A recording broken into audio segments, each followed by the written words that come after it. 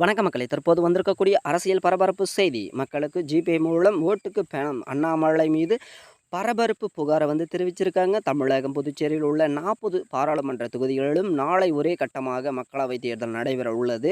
தமிழகத்தில் உள்ள 39 தொகுதிகளிலும் 950 வேட்பாளர்கள் களமிறங்க உள்ளார்கள். நேற்றுடன் பிரச்சாரம் முடிவந்த நிலையில் நாளை வாக்குப்பதிவு ஏற்பாடுகளை தேர்தல் ஆணையம் தீவிரமாக நடத்தி வருகிறது. இந்த நிலையில் கோவை வடக்கு மாவட்ட திமுக வழக்கறிஞர் அணியின் அமைப்பாளர் தேர்தல் நடத்தும் அலுவலரிடம் புகார் ஒன்றை அவர் தெரிவிச்சிருக்காரு. ஸோ அதில் கோவை பாராளுமன்ற தொகுதியில் போட்டியிடும் பாஜக மாநில தலைவர் அண்ணாமலை அலைபேசி மூலமாக வாக்காளர்கள் அழைத்து தனது வாக்களிக்குமாறு ஜிபே மூலம் பணமும் வருகின்றன. மேலும் தேர்தல் நடந்ததை விதிமுறைகளின்படி நேற்று மாலை உள்ளவுடன் தொகுதிகள் சம்பந்தம் இல்லாத நபர்களுக்கு தொகுதியை விட்டு வெளியேறி இருக்க வேண்டும். ஆனால் தேர்தல் நடந்த விதிமுறைகளின்படி மாறாக சட்டவிரோதமாக கோவை பாராளுமன்ற தொகுதிகளில் வெளியே மாவட்டத்தை சேர்ந்தவர்கள் தங்கி வாக்காளர்களுக்கு ஜிபே மூலம் பணம் விநியோகம் செய்கிறாளே என குறிப்பிடப்படுகிறது.